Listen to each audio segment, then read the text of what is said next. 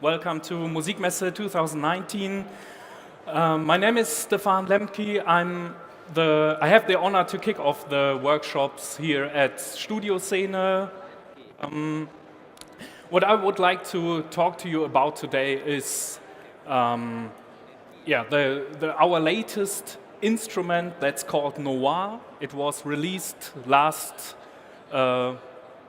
week's Monday with Native Instruments, in collaboration with Native Instruments, and I'm from Galaxy Instruments. We are a small production company from Cologne, Germany, and I also work together from time to time with the Sound and Recording magazine, so it was the perfect opportunity to come here and present our newest library to you guys. And I didn't just want to do a walkthrough and show all the features of a virtual piano library, because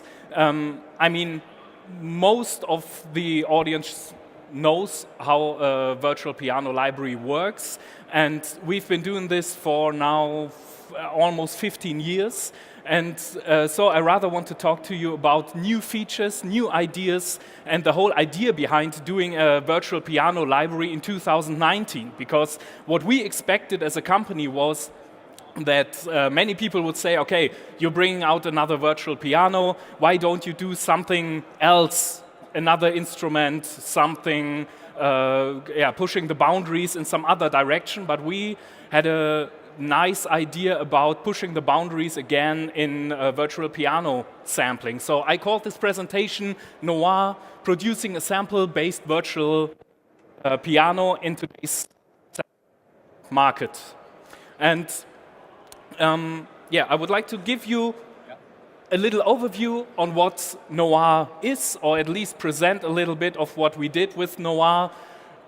As an introduction, a virtual sample-based instrument means it's based on samples, so we go to a studio and we record an instrument tone by tone, key by key, dynamic layer by dynamic layer, and thereby gathering all this data, mixing it down in the studio and putting a whole instrument back together.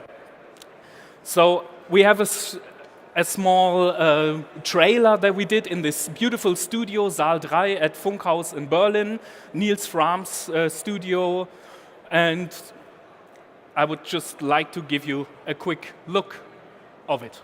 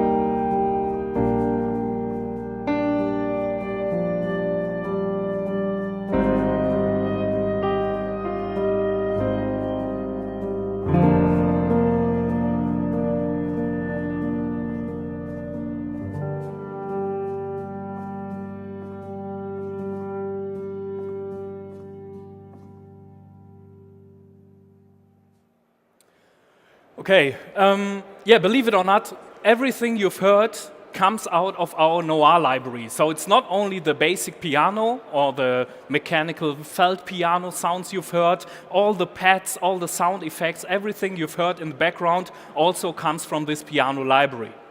And it's not sample synthesizers or something like this. We created the sound with this piano and with the interfacing that Kontakt provides us. So let me give you a quick history of the piano market, as I want to talk about how to produce a virtual piano in 2019 or 2018, 2019. One of the first solo piano libraries Uli Baranowski did, my colleague at Galaxy Instruments, was the Vintage D. Vintage D is a sample-based virtual piano based on a 1920s Steinway grand in Ludwigsburg in the Bauer Studios, where many jazz musicians and legends played and recorded their records with. And this was, if I remember correctly, in 2009. So we got a really great response in all the forums on the internet. Many musicians used the Vintage Ds, the Vintage D, and the magazines had raving reviews about it. And so Native Instruments got interested in working with us. And at that time, we didn't really know, actually, Native didn't really start producing their own libraries. At that time, I think it was more focused on producing the software for people to create libraries like Contact or Reactor or something like this. And we recorded another instrument a little bit later at that point in time. And let me first give you an overview how those instruments looked in about 2009, a little bit earlier. It was like this. And the pixels, they are real. No, they're not real. I mean, it's a highly upscale because I didn't find an old version of it. That's how virtual instruments looked in 2005, 2006. That was the Galaxy 2 library that had different pianos, sample pianos in them. The sound was similar to the things we do nowadays, but it had a whole different interface since Contact was only able to produce user interfaces at that size with those knobs, with those fonts. So everything you had a really small toolbox to choose from and to produce the library with. And with the Vintage D, we renewed the whole library, the whole look of it, and we came to this. So we also did it for the Galaxy 2 library. This is the Vienna Grand. It's a Bösendorfer large grand piano we did. And so the samples from here went into this interface. All the options plus additional options, effects, all this went into this new concept as well. So that was like 2009, 2010. And then we recorded another instrument. We heard of this really big piano. We really wanted to have a look at it, listen to it, and we had the problem that the building that this piano was in was going to be sold. So we only had 2 months to decide, okay, we're going to record this and do a library with it. And we didn't approach Native Instruments. We just said, okay, let's record it. It's a great piano, so we will find a way to put it out there. And this ended as the Giant. The Giant is the largest upright piano that was built in the 80s. Nowadays, we have even larger pianos built by David Klavins. It was like a custom piano, hand-built. And here we have two versions. The version on the left is traditional piano, recorded, sampled, like we did it with the Vintage D and all the Galaxy pianos before that.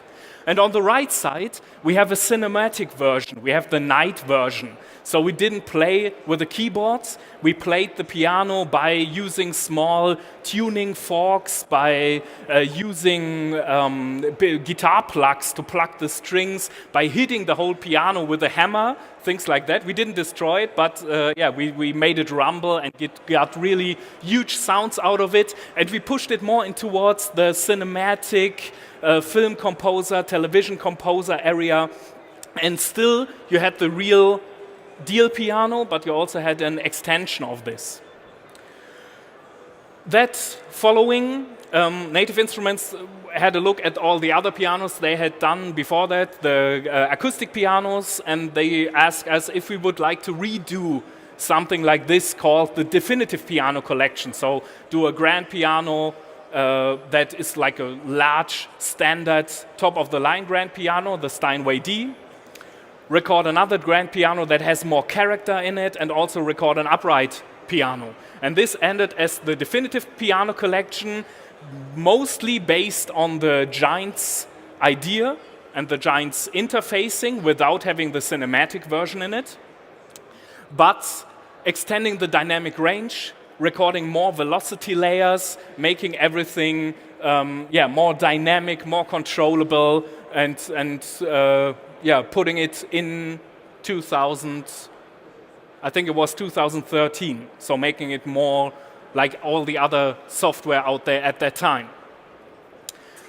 Well, that then was hard to follow, because we already did like the largest piano, we did all grand pianos, all kinds and models. But then we talked to David Klavin, who also built the Giant, the largest upright piano. And he had developed a concept together with pianist Niels Fram to build an upright piano only with one string and no casing around it. So it should be portable in a way, but it's not really portable. It's like 75 kilos or 80 kilos. I mean, it's more portable than a normal piano, but still it's heavy. And Niels' special way of putting a felt or a cotton strip between the hammers and the strings to generate a really mechanic focused sound, and changing the attack and changing the sound of each piano. And that's what we brought out in 2015. That's the una corda. So una corda means only one string. You have an una corda pedal in a large grand piano, and in this particular upright piano, David built it with only one string per key.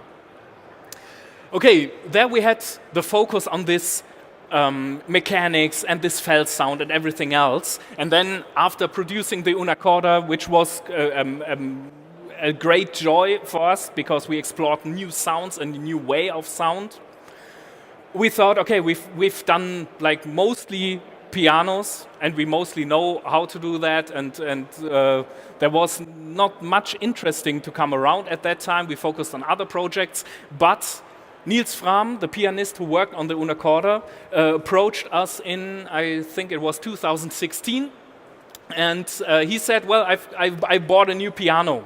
I moved in to Saal 3, a nice studio in Funkhaus in Berlin, where we actually recorded una corda before, since we knew that it was available for renting. So we've been there, other musicians have been there. But after una corda, they sold the whole area, and Niels moved in there. And that's actually where we recorded Noir, and where you can see the actual recording room, the studio, in the interfaces. And here also, similar to the Giant, we have two different interfaces, two different pianos. Since the grand piano, a Yamaha CFX that Niels selected out of literally hundreds, maybe not hundreds, but like 50 grand pianos he tried in Hamburg, and he always tried to find the right one until he found it and brought it back to his studio. He tried to find a way, together with his piano technician, to put felt between the hammers and the strings once again, similar to his upright recording versions and his una corda idea. But it's really difficult to do this with the grand piano, since if you have felt, it's not really so stiff. If you put it on a piano, it hangs like this. If you put it on a grand piano, it hangs like this. And so it falls down right away. They had to find a really difficult mechanical way to put it in there, and also they made it adjustable, so you can put it away, play the normal piano, and you put it in and play the felted piano. And so we thought, okay, we have to sample both versions. So we sampled the felt prepared piano version that is softer, changes the tone, changes the attack, and we sampled the pure version, which is basically his special Yamaha CFX grand piano, specially intonated from with his piano technician. He got new hammers. He made everything that it sounds the way that Niels wants to experience this sound. Okay, so this is what we had, but we had more options to extend this.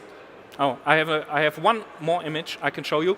This is one photo we took from the actual sampling session. So you see, I think it was like 32 channels, 32 microphones, which doesn't mean we put them all in phase and mix them all together and that's done. It's more, you have all these options.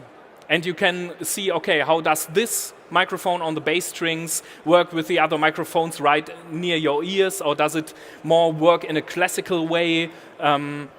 We even had more microphones that you don't see here at the moment. I'll talk to about this in a second. Yeah, and then we spent like 21 days. That was my workplace for 21 days, looking like this, sitting there and recording keys, recording different articulations, recording resonance samples in this studio, and we really tried to find an absolute detailed way to do that. So we ended up putting a piano together with the most dynamic layers for us that we did up to now, which means we have 22 dynamic layers per key. But that doesn't mean we go into a studio, record 22 samples of a key, and then go home and mix it together.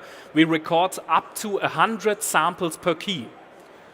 And then we have a large sample pool, and we listen to this at home. We switch the samples, we see how it works horizontally, if you play up in the same dynamic, but also how it works vertically. So if you play one single key and you get louder, or you play with dynamic, you really have to experience how that feels. And we get pianists in who play the piano and tell us also their experience with it, how if they like it, if they think there's a break in it somewhere or something's wrong. Yeah, and then we come up with a digital version that I would like to show you. Just have to see where it came up here. Okay.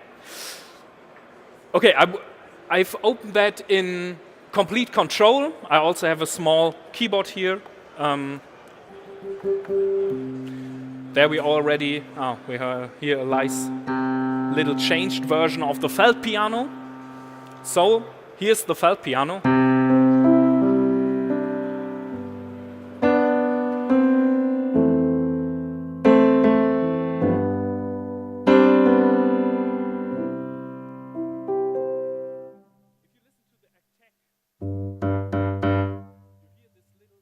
Sound in the beginning. This is the hammer hitting the felt, and then together with the felt hitting the string. If you play really loud in the high dynamics, you don't hear it anymore because the hammer goes so fast against the felt. It's not really, yeah, you don't hear it like, it sounds more like a big hammer. You don't hear this felt attack. But we've introduced the color knob we already did with other pianos. That's the first knob here. That changes the mapping of these samples. So we have 22 samples with this as we have at the moment. So if I play from soft to loud, I go through all the 22 layers. But if I use the the color knob and I turn to the left, we take like half of the layers, only the softer ones, and we stretch them out over the whole dynamic range. So I basically play soft all the time. Almost sounds like a Rhodes piano, especially if I play high.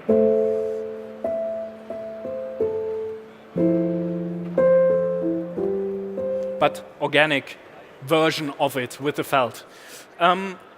If I turn it the other way, I only take the louder samples, so I get a more brilliant tone. It almost sounds like a normal piano with larger felt hammers.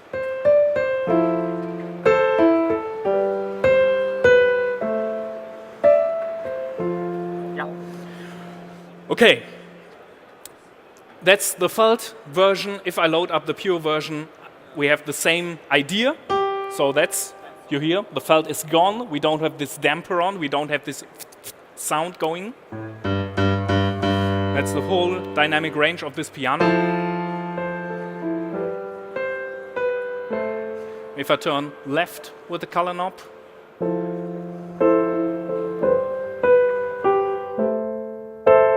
the soft version, or if I turn to the right, I get more like the hard pop version of it.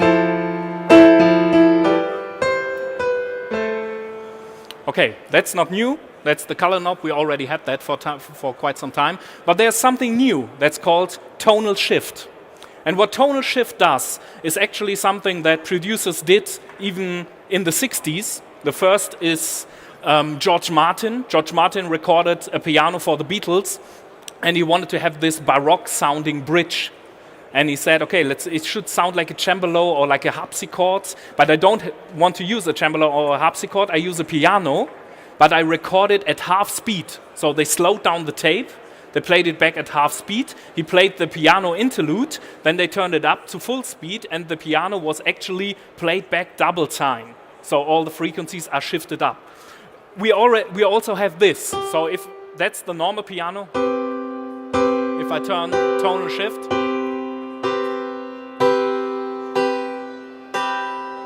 almost sounds like a harp.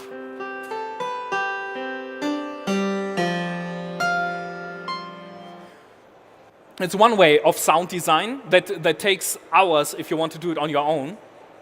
So that's an easy way to do it. Or you don't have to move all the tones around. And if I turn it to the other way, I go to the 80s and not the 60s.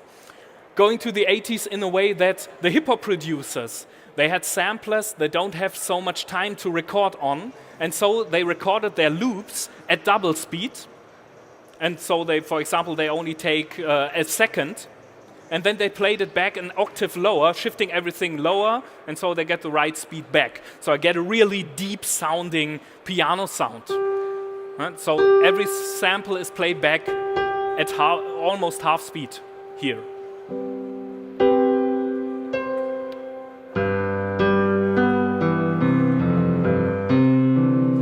We changed the attack and the overall sound of it. Okay, the time is running a little bit, but I would like to show you two more things. One is we recorded several microphones, but there was a special microphone that you didn't see on the picture. It was an NS10 speaker.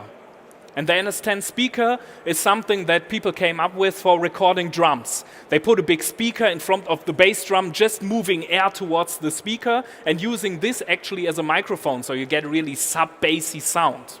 We also use that, but we put it under the piano. So if you play the bass note, the speaker starts to vibrate.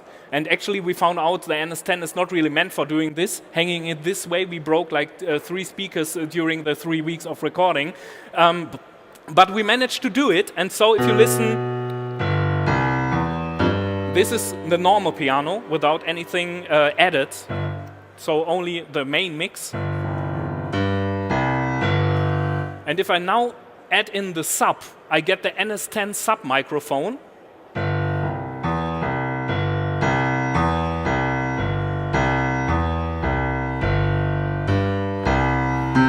And you hear how much bass is coming out of this. And we actually had this idea because when we first listened to the grand piano in Neil's studio, he had his piano running over the PA system, and he played something, and we were just looking at each other just like, there's so much bass, where does it come from? It can't come from the piano, and it came from the PA, and we thought, okay, we give the user the same experience. So we put a sub microphone on there, and we get really huge bass. So you can basically use it like a bass line or something like this. Okay, last thing I want to talk about is the particles engine. The particles engine is a really unique new feature you don't find in other sample-based piano instruments. And the idea was, again, you play a key, and then you hear a normal piano key running out. But what we wanted to do, it's a bit hard to do it here. Okay, let's take this key. What we wanted to do, if you sit at a piano and you just play octaves for example, octaves, or you can also do repetitions. And you play it rather soft, and then you add a normal key on this. You get like a whole texture, a whole cloud of sound. And that's what we want to do more flexible with this particles engine. So I can choose to only listen to my piano, as we did before, but you see there's some stuff coming up. I play a key, and there are other sounds coming up. And if I then move it to the right side, I get more of this particle. Just move it to the piano sound. So if I play something like this, I just hear there are random notes generated.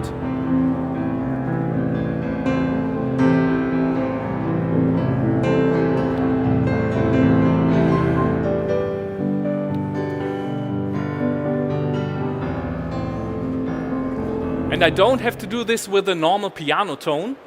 I have two source sounds I can use. I can also use just felt noise and generate something like this.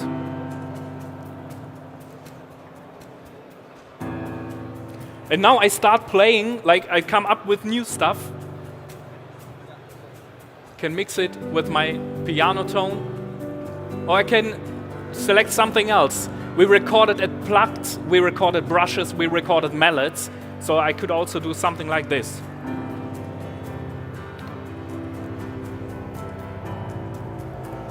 And it's not like an arpeggiator, because there's so much stuff happening.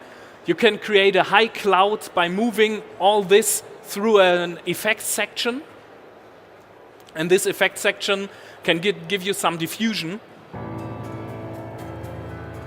I can change my density. Density is speed. I can also unsync it.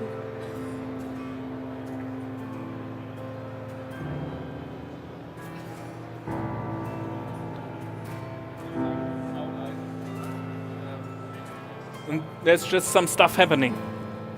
I mean, it's aleatoric, so if you do it 3 times, you get 3 different performances, but it's really like, we wanted it to be an inspirational tool for playing, for interacting with it.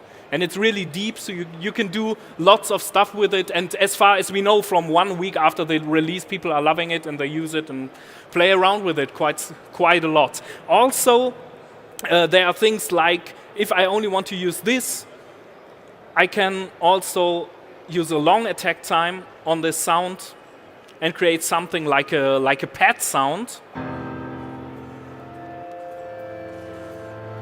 Now you'll hear sounds that come up in the trailer video that you've heard before. I mean, this is like, people take hours of droning around with guitars, but that's like done in a second.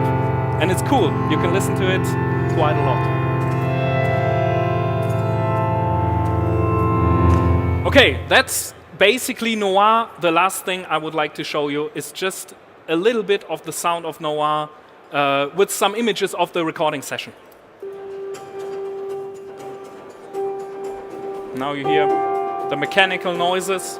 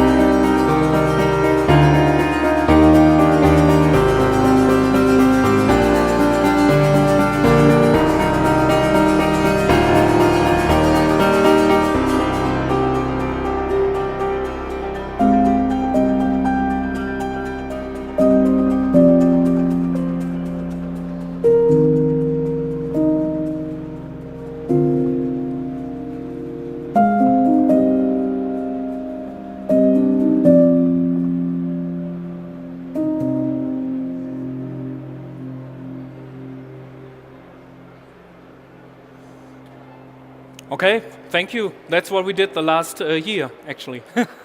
Thanks.